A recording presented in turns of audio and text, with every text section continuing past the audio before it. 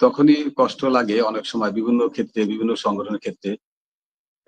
দেখা যায় ওই সংগঠন প্রতি তার কোনো শ্রম ঘাম কিছু নেই। দেখা যায় একটা সংগঠনে একটা কমিটি করতে গেলে তখন কিছু লোককে কিছু আপ্যায়ন করে পিটিয়ে হাতিয়ে সারা বছর তার খোঁজ খবর নেবে না। কিন্তু একটা কমিটি করার ক্ষেত্রে যখন সময় আসবে তখন দেখবেন সবার সাথে মধুর ভাবে ব্যবহার করবে, চা খাওয়াবে, মিষ্টি খাওয়াবে বা পকেটে টাকা তুলে দিবে। অতিথি পাখিরা যেভাবে বিভিন্ন সংগঠনে জড়িত হয়ে থাকে ওই মুহূর্তে কিন্তু কিন্তু একটি লোক সারা জীবন তার পাশে থেকে বিপদে থেকে সামাজিক কর্মকাণ্ড করে আসছে। সেই মুহূর্তে আমাদের সামাজিক কালচার এমন হয়েছে নগদে নারায়ণ। একটা প্রবাদ রয়েছে নগদে নারায়ণ, সেই নগদে নারায়ণ দিকে বেশিরভাগ মানুষ ঝুঁকে পড়ে। আমাদের সমাজ থেকে আসলে এই কথাটা, এই কালচারটা পরিবর্তন করার সময় এসেছে। বর্তমানে সারা বাংলাদেশে পরিবর্তনের একটু জোয়ার বইছে। আমরা আশা করব এরকম লোকের চেয়ারম্যান প্রার্থী হওয়া দরকার, যার বিপদে আপদে সর্বক্ষণ মানুষের পাশে থাকে, পাশে থেকে কাজ করতে পারে, এরকম প্রার্থী দরকার। তারিক ভাই একটা কথা বলেছে, আমাকে প্রশ্ন করেছিল তোমার ভবিষ্যৎ কোনো পরিকল্পনা, চেয়ারম্যান হওয়ার পরিকল্পনা আছে কিনা। তো চেয়ারম্যান হওয়ার পরিকল্পনা সবাই চায় কিছুটা তার ব্যক্তিত্ব প্রকাশ করার জন্য। কিছু পথ প্রদীপ্তে গেলে অনেক সময় দেখা যায় কাজে, আমরা বিভিন্ন কাজে বাধা, অন্যায়ের বিরুদ্ধে প্রতিবাদ করতে গেলে যে কোনো ক্ষেত্রে, সামাজিক হোক, রাজনৈতিক হোক, দুর্নীতির ক্ষেত্রে হোক, যে কোনো ক্ষেত্রে যদি আমরা একটা পরিবর্তন করতে যাই, তখন যদি কোনো পদে না থাকা হয়, যত বড় নেতা হোক না কেন, একটা পদের একটা অত্যন্ত গুরুত্বপূর্ণ একটা বিষয়। সেই গুরুত্বপূর্ণ পদের দিকে না থাকে তখন কিন্তু তাকে মূল্যায়ন করা না।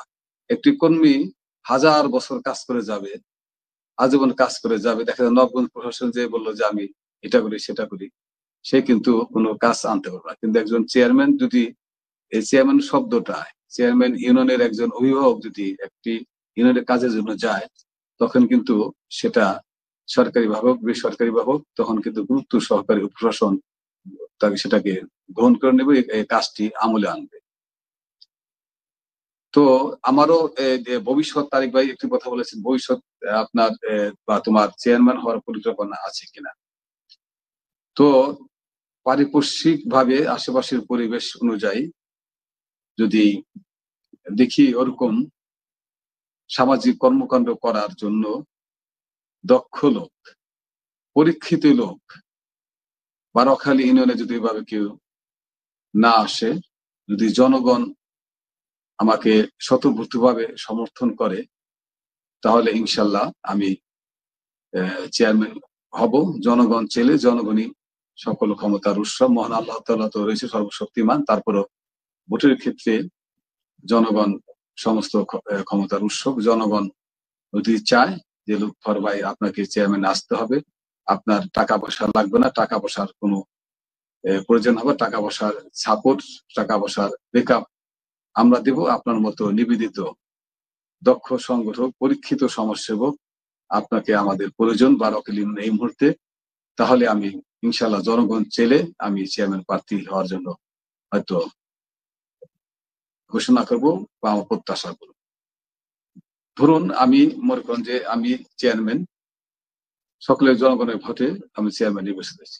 প্রথমে আমি চেয়ারম্যান নির্বাচিত হওয়ার পর মানুষের যে মৌলিক চাহিদাগুলো রয়েছে, মানুষের কিছু কিছু বিষয়, গুরুত্বপূর্ণ বিষয় যেটা রয়েছে, একটা চেয়ারম্যান সার্টিফিকেট, ওয়ারিশ সার্টিফিকেট, জন্ম নিবন্ধন, এই সমস্ত করার ক্ষেত্রে আমি মনে করি আমরা যখন জন্ম নিবন্ধন কাজ করতাম, কম্পিউটারে কাজ করতাম, নবগঞ্জ উপজেলা 14 দিনের মধ্যে মনে হয় 1-2 জন এই কম্পিউটার সম্বন্ধে অভিজ্ঞতা ছিল, এবং জন্ম নিবন্ধন কোথায় কি করতে হবে তাদের কোনো অভিজ্ঞতা ছিল না।